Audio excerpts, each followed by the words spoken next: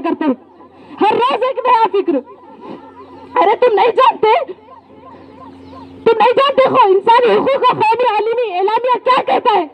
United national organisation अक़वाम मुत्तहिदा को, जिसको तुमने दूसरी आलमी जंग के बाद अमन व अमान के लिए कायम किया था, क्या उसके दस्तूर को तुम नहीं जानते?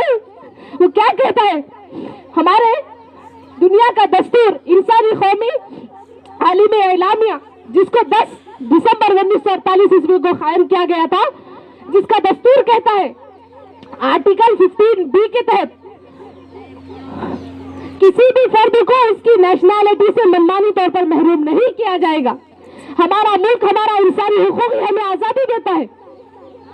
जो एनआरसी के निकालने का बात बताई जाती है, उसका ये खिलाफ वर्जी कर रहे हैं। और इसके साथ साथ जो मजहबी आजादी की रोकथाम की जा रही है, जिसको इंसानी हुकूक के दफा 18 के तहत, आर्टिकल 18 के तहत बताया गया है कि कोई भी फर्द अपने मजहब के अकीदों पर, अपने दीन पर, अपने अकायद पर अमल कर सकता है, उसकी तालीम भी हासिल कर सकता है और उसका दावा भी कर सकता है।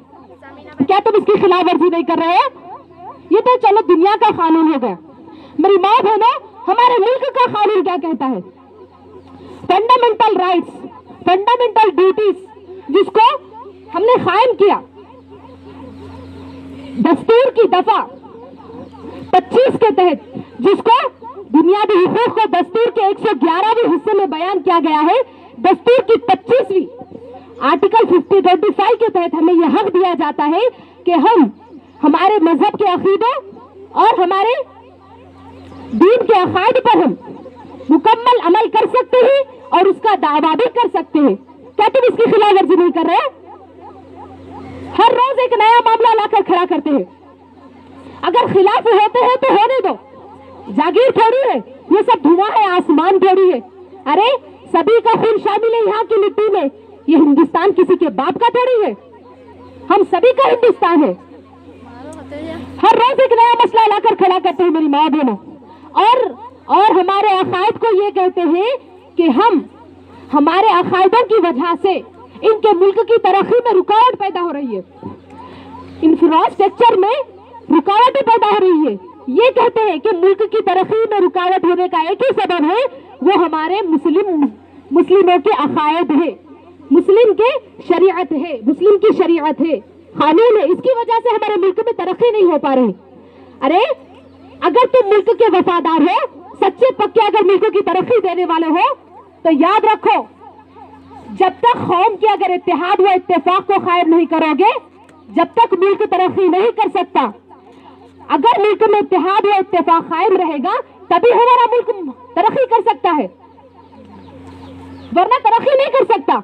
और एक बात बता दूं, अगर तुम इस मुल्क की तरक्की देना चाहते हो ना, तो ठीक है, तरक्की दो, मुल्क के अकायदों को तोड़कर नहीं, मुल्क की कौमों के अकायदों को तोड़कर नहीं, बल्कि जाकर शराब पर पाबंदी लगाओ, इससे हमारे मुल्क की तरक्की होगी।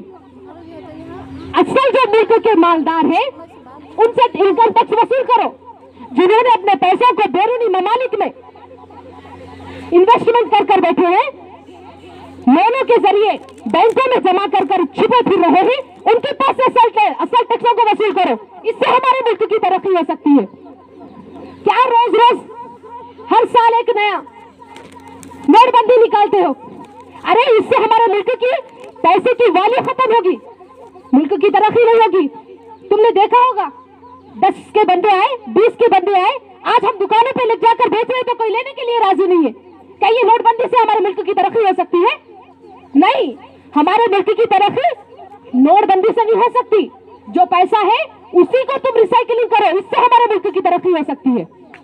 मेरी माँ बहनों, मैं आपको बता दूं कि आज के हिंदुस्तान में अब जिस किसी ने जन्म दिया हो अपने बच्चे को, हर एक शहरी जिसको आधार कार्ड मिल चुका हो, उसको रिजर्व बैंक ऑफ इंडिया को 30 लाख रुपए कर्जा है, इस मुल्क के हर एक शहरी को। तो मेरी माँ बहनों, ये मुल्क के कर्जे को चुकाने के लिए तुम अकीदों से तुम इस मुल्क के कर्जे का चुकाना चाहते हो?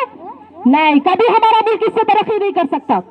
और साथ ही साथ तुम जो मनादिरों पर जो पैसा खर्च कर रहे हैं, इस पर पैसा खर्च करने के बजाय मुल्क के तालीमी वसाइल पर खर्च करो, इससे मुल्क की तरक्की हो सकती है। अकायदों को तोड़कर मुल्क की तरक्की नहीं हो सकती।